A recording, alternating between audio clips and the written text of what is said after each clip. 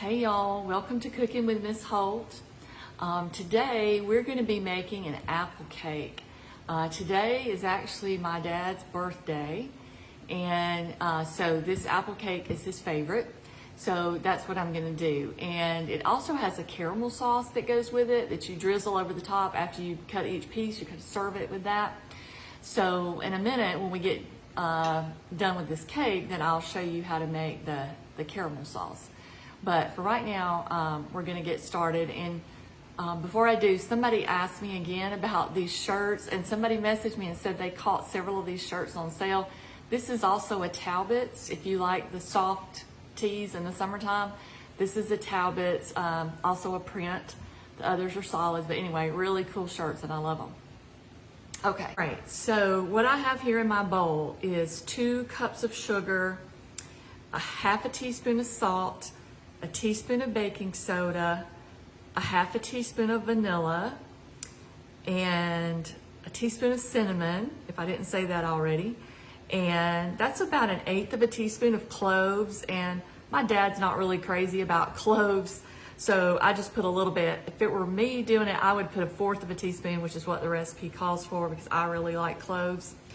And then I did about 1/8 of a teaspoon of nutmeg. And let me show you this if you haven't seen it. This is whole nutmeg.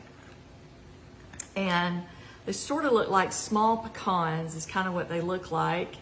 And I saw this years and years ago. I don't even know how many years ago, but somebody said you need to buy nutmegs whole. They stay good for just years and years. But it makes such a difference if you grate it from the whole nutmeg, because all seasonings that are in the little jars, they just lose their zing after a while. They just get old and the flavors fade, and that's just the way things go, you know.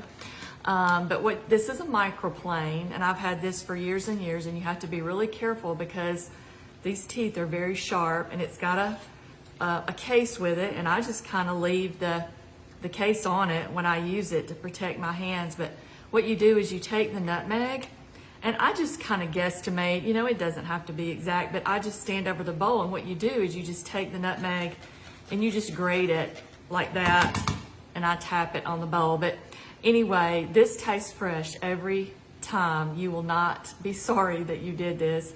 And it's just so much better than the kind that's already pre-shredded in the little jar that we get. So anyway, so cinnamon, cloves, baking soda, salt, vanilla, sugar, and then I have 2 sticks of softened, unsalted butter, which I'm gonna drop in here. And I use my butter wrappers to grease my pan. This is gonna be in a 9x13 pan, so you can just take this butter wrapper and grease your pan with it and then throw it away. So anyway, so let's just put this in here, and I'm gonna beat this up just for a second and then I'll be back. Okay, I have 2 eggs and we're gonna drop those in there. And again, if your butter has to be at room temperature, then your eggs should be too, because you don't want cold eggs solidifying your butter again, because that kind of defeats the purpose. So let's beat this up.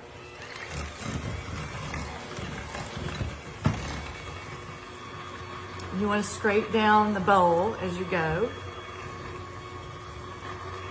Okay, so when you finish, this is what it should look like right here. And it's a stiff dough, I will tell you, it's really stiff.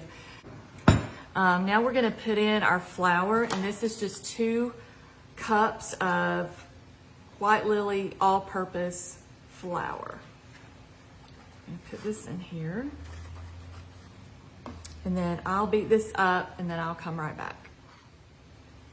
Okay, I've gotten that beaten up, and you can see again, it's a really stiff batter, and that's because there's so much liquid in apples. You've got to kind of account for that. And here are my apples, and I actually cut these up last night, and this is 4 Granny Smith apples. And Granny Smith apples are the green apples. Some people call them a cooking apple. And that's because the sugar content is really low. If you use like a Red Delicious or some other high sugar content apple, you would end up with applesauce cake and not apple cake. You want the pieces of apple to stay somewhat together, otherwise it will turn to applesauce. So you just want to dump these in here, and that comes out to about 2 to 2.5, probably 2.5 cups. Just lay this aside. And then you want to just stir this in. And I will say you can put coconut, you can put pecans, you could put cranberries in here, you could put walnuts, you could put a lot of things. But and a lot of times I do put pecans, but today I'm not. I'm just doing straight apples, so you can just do straight apples. So I'm going to get this in the pan, and you have to spread the batter in the pan. It does not pour. So I'm going to spread this batter in the pan, and I'm going to bake it about 35, 40 minutes, and then I'll come back. Okay, you guys, this is what it looks like before it goes into the oven. I spread it in this is a greased and floured 9x13 pan, and people always ask me what pans I use. This is a Calphalon, and it's heavy. I like heavy aluminum pans for cake. It's like the crust just doesn't get brown enough. If you use a disposable or a light colored aluminum pan, I just don't think that it does. But anyway, I'm going to pop it in the oven, and then I will be back. Okay, y'all, this is what it looks like after it comes out of the oven. And I meant to say a minute ago, this actually came out of an Amish cookbook 30-something years ago. And I've just kind of fiddled with it and changed it and done this and done that and got it like I wanted it to. But that's where it came from. It came out of a cookbook from an Amish community. So I will get to making the sauce, and I'll show you that. Okay, y'all, what I have in here, this is the caramel sauce, and I have a cup of light brown sugar and 1 stick of unsalted butter and just a pinch of salt. And what I'm going to do is I'm going to bring this up to a boil, and then we're going to boil it for 3 minutes, and then we're going to add some cream. So I'll be right back once it starts boiling. Okay, y'all, this has been boiling 3 minutes, and it'll look like it's going to separate at the beginning when you try to stir your butter and your sugar together, but it will come together, I promise. But this is what it looks like after 3 minutes. And I'm using evaporated milk today, and you can use whipping cream or evaporated milk. And I'm going to pour this in. Now, it'll splatter on you a little bit, so just be careful and stand back a little bit. So I'm going to pull back here a little bit. And I'm going to take it off the heat.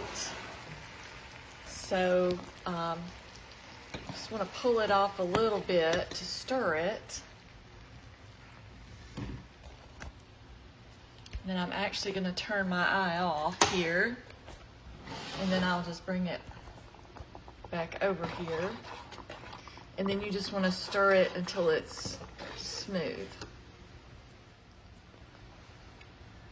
Okay, this is what it looks like when it comes together. And keep in mind, it's a fairly thin sauce, and you can keep whisking it here a little bit, but it's a fairly thin sauce. And it's also going to thicken up a lot when it cools, so just keep that in mind. Okay, y'all, our cake is out and our sauce is done, and I've cut a slice right here and scooped out a little bit of the sauce into a bowl so you can see what it looks like. And I'm trying to video and do this with one hand, so we'll see how this goes. But you can see how the sauce, and it's really still pretty warm, so but it's begun to thicken up already, but it is still pretty warm. I just made it about 10 minutes ago. But you can get the idea. And the cake is actually still warm too. So, but what you want to do is you just want to take this caramel sauce, and you just want to drizzle it on like that, or just let each person drizzle on what they want. And you can also you could put whipped cream, or you could put toasted pecans, or anything else, some toasted coconut, anything like that to give it some crunch would be good. But here we go. This is the Amish apple cake, and it's from my cookbook, Cooking for a Cause. And if you are interested in that, you can message me. They are $24.50, and that's with shipping. And you can message me, and I'll tell you how to Venmo or send me a check or those kind of things if you're interested. But thanks for joining me.